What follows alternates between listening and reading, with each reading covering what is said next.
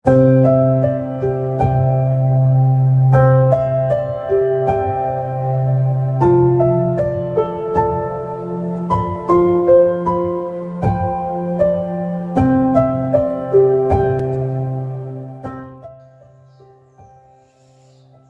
কালকেই তোমাদেরকে বলছিলাম শরীরটা খুব খারাপ করছে, তো আজও শরীরটা প্রচণ্ড খারাপ করছে, উঠতেই মন হচ্ছে না। মনে হয় প্রেশারটা লো আছে, সেই কারণেই হতে পারে। শরীরটা খুব দুর্বল লাগছে, কোনো কাজ করতে ইচ্ছে করছে না। আর বৃষ্টি পড়ছে বাইরে, ওয়েদারটাও ভালো নেই। তো চলো, কী করবো, উঠতেও হবে, কিছু কাজ আছে সেগুলো করতেও হবে। তো চলো। হ্যাঁ, বাইরের গুলোও তুলতে হবে, ঘরের কটাও তুলতে হবে, বিচন হয়ে যাবে জি।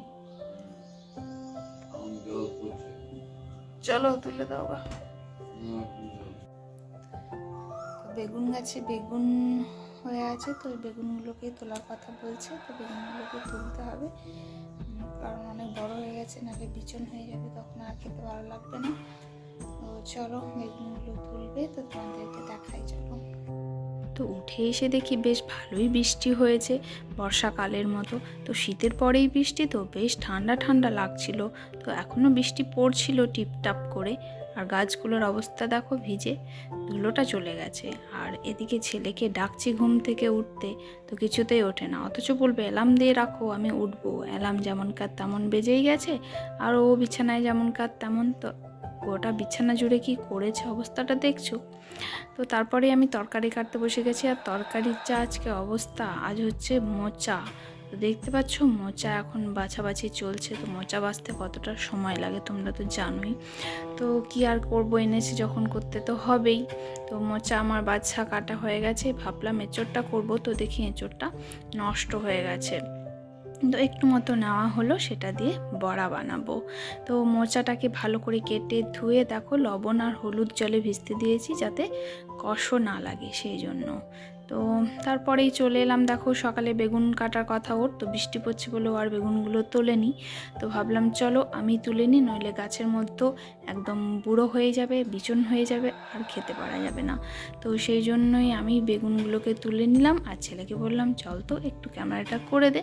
তো সেই জন্য ও ক্যামেরা করছে আর আমি বেগুনগুলো তুলছি। তো অনেকগুলো বেগুন হয়েছিল, দেখো এক ঝুড়ি মতো বেগুন তুলেছি, আর এখনও অনেকগুলো চালি পড়ে আছে। তো স্নান করে রান্নাটা বসিয়ে দিয়েছি, দেখতে পাচ্ছ রান্না বসে গেছে। আর বাইরে ভালোই বৃষ্টি পড়ছে, বৃষ্টি শুরু হয়ে গেছে, একদম বর্ষাকালের মতো ওয়েদার করছে।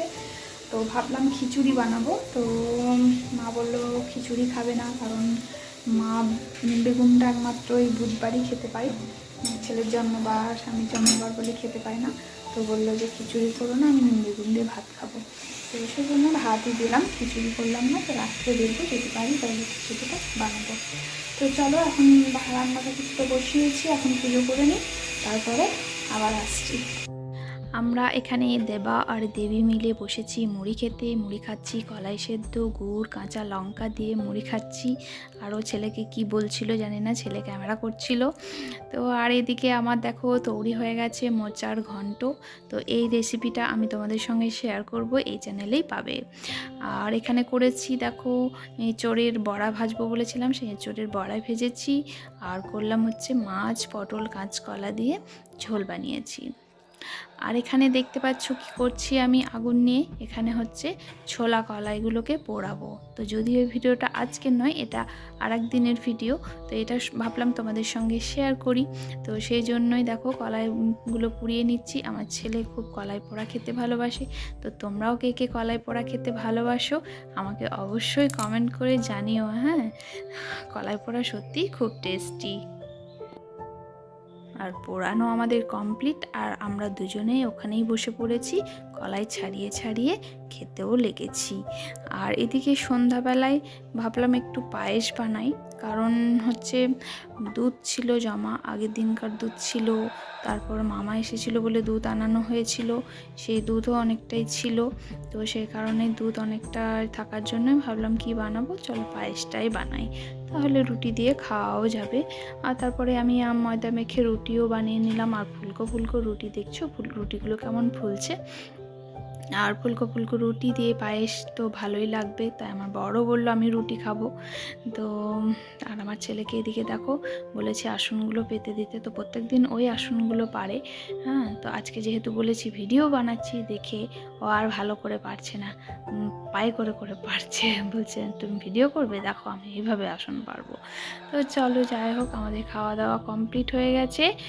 আর যে যার কাজ সে তাই করে, আমার যেগুলো দায়িত্ব ছিল আমি সেরে দিয়েছি। আর ওর পালা এখন বিছানা পাড়ার, ঠিক আছে? তো ওই বিছানাগুলো পারে। তো ও বিছানাগুলো পারছে, দেখো এই রুমের বিছানাটা পাড়া হয়ে গেছে, এই রুমের ছেলে শুয়ে থাকে, ও বিছানা কমপ্লিট। তারপরে এই রুমটায় চলে এসেছে আমাদের জন্য বিছানা পাড়তে।